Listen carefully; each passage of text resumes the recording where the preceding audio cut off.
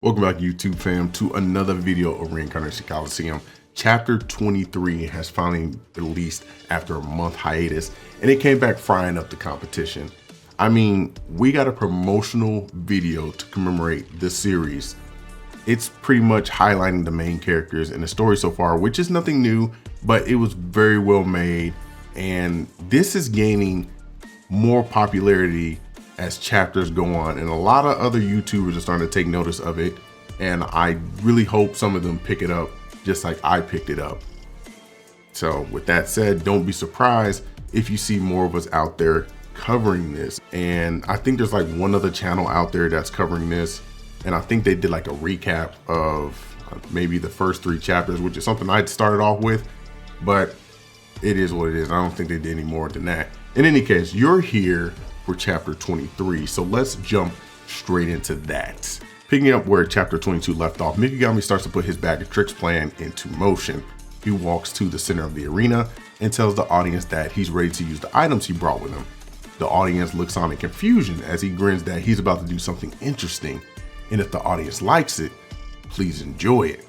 Behind him, Alexander and Marl continue to battle as the crowd goes silent because of Mikagami's comment, but suddenly screams with excitement out of nowhere.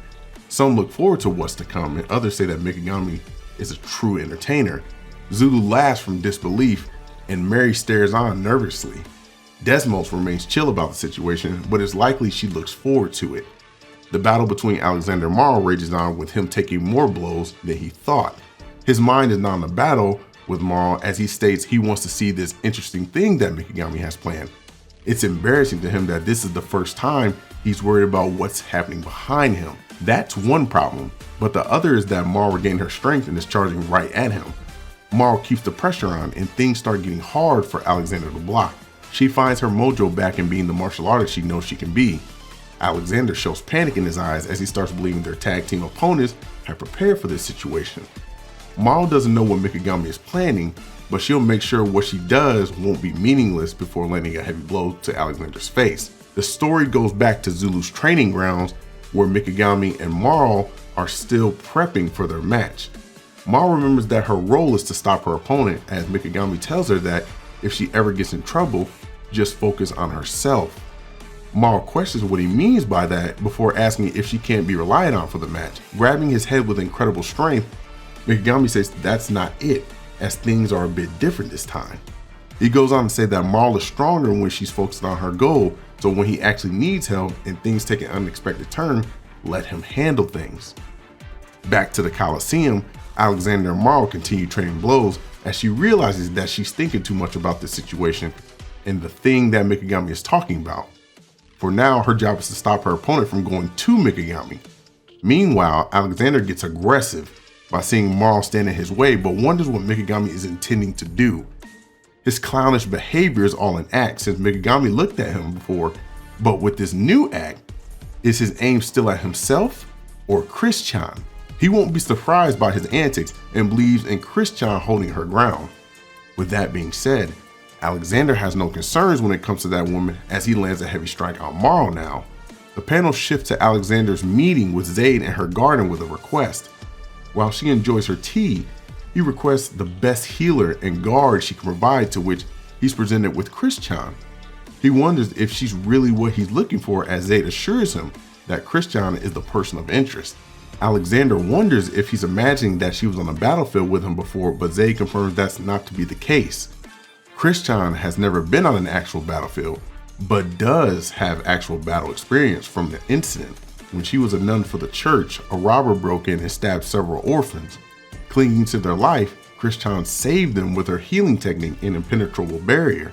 As Zaid finishes telling the story and Alexander starts showing concern, he mentions bringing offerings, but it may not be enough. Zaid states that since he doesn't believe in his potential partner, he should try to hit her with his level 10 buff, which shocks both Alexander and Chris. Flustered by what she said, Chris-chan asks if she's joking, to which Zaid tells Alexander to do it.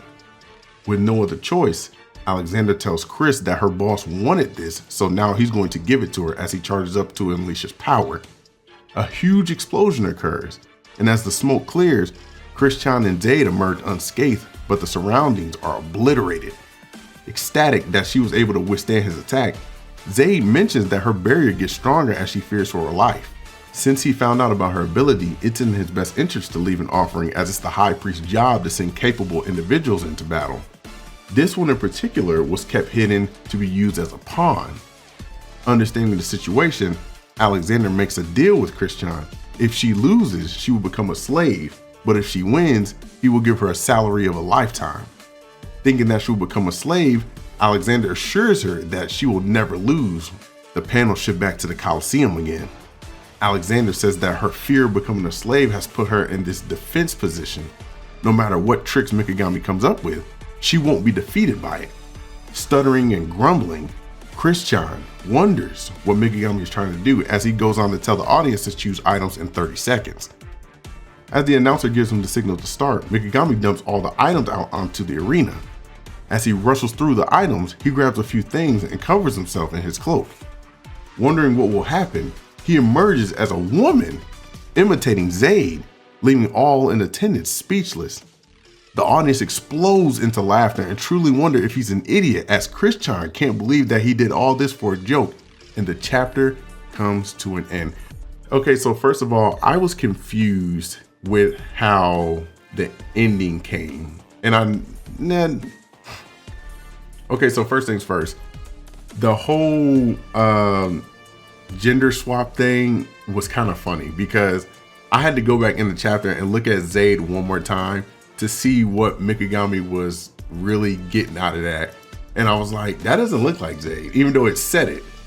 And then I was like, oh, I see it now. I see the vision that he's putting out there, like the little drapes over big ass titties and then a little small hat. And I was like, oh, okay, this really does kind of like resemble like Zayd a little bit, but the Mikagami version.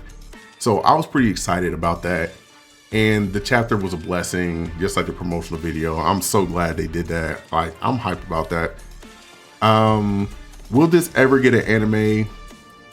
We're gonna wait till maybe at least chapter 35. Because, you know, there's only so much you can do in making so many slaves in a harem. Like, I mean, this can continue on as long as the mangaka has like many people to become slaves, but it's gonna get overwhelming. And this dude can't have like 20 people he's having sex with like every time. That'd just be crazy. He's gonna have to give it up eventually. So we may be seeing an end game at some point, but I'm glad to see Zayd back.